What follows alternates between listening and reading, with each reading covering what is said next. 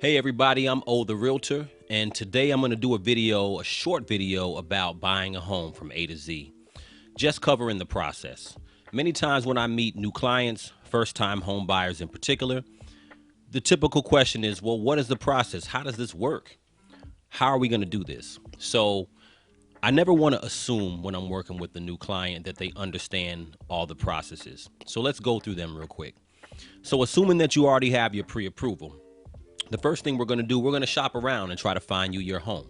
So let's say your pre-approval was for, let's say, $400,000. We're going to start looking at homes. Obviously, we're going to talk about the features that you appreciate, the things that you want out of a home. But assuming that we find the home that matches your criteria, the first thing I'm going to do as your realtor, I'm going to put in an offer.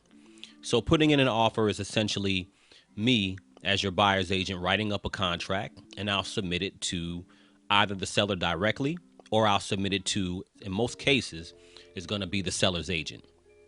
So at that point, assuming that the owner accepts our offer, at that point we have an accepted offer. And then from there, the next stage is going to be attorney review. So attorney review is when the seller has their attorney review the contract, and you as the buyer would also hire an attorney to go over the contract as well. So both sides are going to have their attorneys look at the contract. And, typically attorney review takes about 3 days if everything goes well. So your attorney, their attorney will talk back and forth. And then at that point, if there's any disagreements or there's any issues there, we'll hash those things out.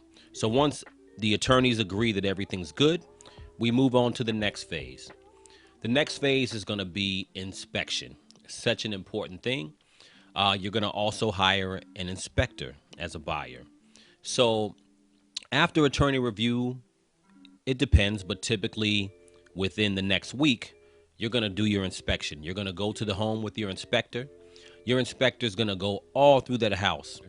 They're going to go through inside and out and, find whatever defects are wrong with the home. Point of the inspection is to go through, see what defects are in the home, and then write up an inspection report for you. Now, no home is defect free, right? But the inspector is going to go through and see what are the major things that could affect you buying this home. So once you get the inspection report back, you'll take a look at it. Your attorney will take a look at it. Your agent will take a look at it. But your attorney is going to have a conversation with you at that point about the major things in that inspection report that may be a problem. So major things could be things such as plumbing issues, any leaks. There could be any electrical issues, maybe an outdated electrical panel. Like I said, with plumbing, you could have a sewer issue. So you want to make sure in the inspection you also have a sewer line camera inspection. But we'll get into that a little bit more when I talk to you about inspections. But typically, once you go through the inspection process, at that point, if there are some major issues, your attorney may reach out to the seller's attorney and ask for some type of price reduction, right? So that's the whole thing. Not that you're going to get a defect-free home, but if there are any major issues, either we're going to ask the seller to fix it, remedy it, and if the seller cannot, then a lot of times the seller will just reduce the price based on, the agreed amount amongst all parties about what that issue may cost. So let's say we get past the the inspection phase. After the inspection phase, we're going to go to the appraisal. Now, the appraisal is going to be done by your lender. You're going to pay for the appraisal, but your lender is going to send out an appraiser to come to the property. Essentially, the appraisal is like a watered down version of the property inspection. The purpose of the appraisal is for your lender to come out, or to have the appraiser come out, take a look at the property and say, okay, we offer, let's say, $350 for this property. The appraiser is going to come out, take a look at the property and make an assessment. They're going to take a look at the inside and the outside and make an assessment as to whether this property is worth the $350 that we offered for it, because the bank is not going to lend you any more money than what they deem the property is worth. So let's say, just for example, if the appraiser comes out, we made an offer for $350, and the appraiser goes through, looks at the house inside and out, and says, "Well, my appraisal report, I deem the property worth $340." So that means it is appraised under what we offered. At that point, we're either going to have to go back to the seller and ask them to reduce the price by $10,000 to meet what the bank's appraiser says the property is worth, or we're going to have to come up with $10,000 of cash at closing.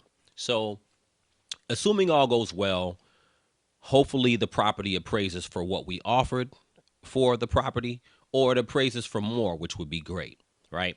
So let's just assume that it appraised at $350 at our offer price. We've now made it through the appraisal process. So once we finish the appraisal process, at that point, your lender may ask for some more documents along the way, and essentially your lender is going to at some point give you what you call a clear to close. They're going to let the title company know, they're going to let the attorneys know that we have a clear to close, and then we go to closing. This is a simple breakdown of the process. There's many things that can happen along the way, but essentially the steps are: we're going to put in our offer, get our offer accepted. Number 2 is going to be attorney review. Number 3 is going to be our property inspection. Number 4 is going to be our appraisal. And number 5, which everybody wants to get to, is closing. So those are essentially the 5 steps of buying a home. Like I said, very simplistic description of it, but just to give you an idea of what would happen when you're going to buy a home. Thanks everybody for tuning in. I'm the Realtor. If you need to reach out to me, my email is there and my Instagram is there. Have a great day and talk to you soon.